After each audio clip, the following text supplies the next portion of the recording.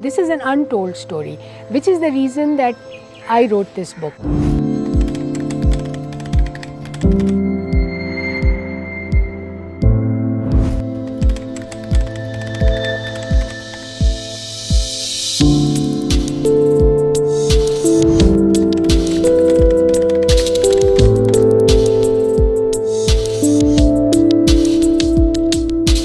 The painful thing is कि West Pakistan में as a whole there was no knowledge or no even desire to find out what happened to the Pakistanis.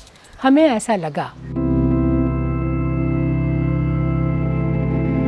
It's very uncanny that the history of Pakistan is literally linked to the history of my family, because my parents they had been married for a week when they were sent to East Pakistan.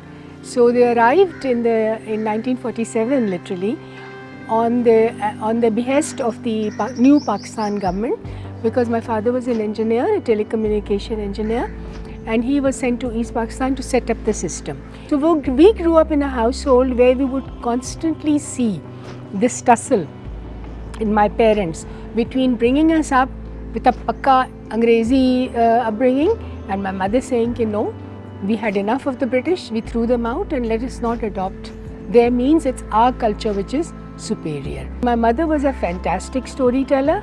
She could, I mean, you can't imagine, if she had written, she would have written such dramatic stories. But she was they had this oral tradition, and she would sing, she would enact the roles, and we were so exposed. They exposed us to every facet of that makes life in a city. We have a very strong legacy in Bengal of not just coming there during partition, but also being the legacy of my children also includes their emphasis on the Bengali identity through language. I started in 2007 or 8 and I published it in 2012 in the States. Yeah, I started putting down everything that came to mind, all the memories, everything of my friends, of myself, of my relatives, of everything, and that was very, very painful, very, very painful, because I realized कि अच्छा ये भी हुआ था हमारे साथ और वो भी हुआ था हमारे साथ. उस वक्त तो फील नहीं किया ना. जब ये लिखना शुरू किया, then it was as if you were saying कि yes, I did experience this. Yes, I did experience homelessness. I experienced watching a man being beaten to death. I watched a woman give birth on the side of the street. Now these are all actual things we saw, So it was very, very painful, and because until then I was involved in the act of living. I finished my studies, I married, I had kids, and you get on with your life, na? And it was not cathartic, as if कि ठीक है, closure हो गया. नहीं, it reopened many wounds which perhaps I could have done without, but I'm glad I put it down. So I wrote and wrote and wrote and wrote, and then when I read it through, I said, this is rubbish, I can't write, I don't know how to write. And then that's when I stopped writing and I started to read. And I started to read everything that I had loved reading, classics like I read Dostoevsky and I read Stendhal and I read Proust and War and Peace. Can you imagine that thick book? But I kept on, while reading now, I was noting कि ये किस तरह से drama create करते हैं, किस तरह से कॉन्वर्सेशन को लाते हैं, किस तरह से सीन चेंज करते हैं, कैरेक्टर्स को किस तरह मोल्ड करते हैं.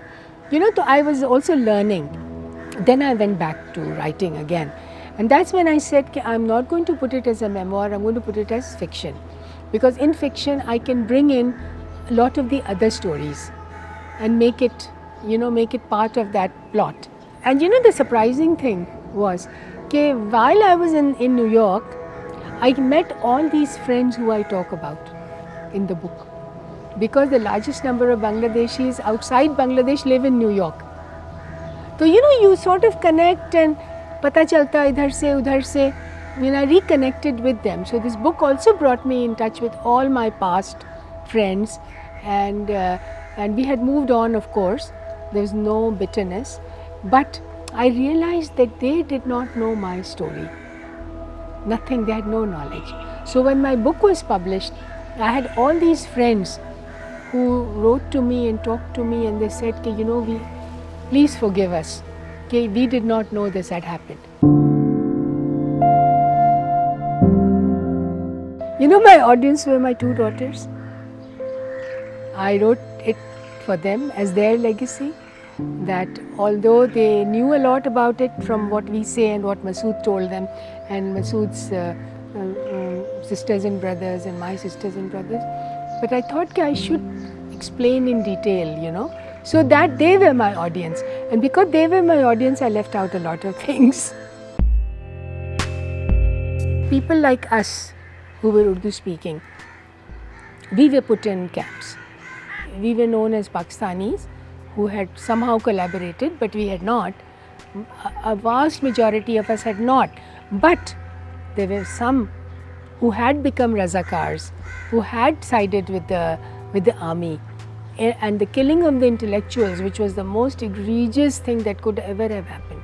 So that sort of broke any bond of sympathy that existed between the two, Bengali and non-Bengali. And now Masood, who later on he became my husband, his family was half Urdu speaking and half Bengali. They found out where they were keeping us. It was in an island far away. They had taken all the women, they had taken all the men to prison. And I've written in great details about this in the book.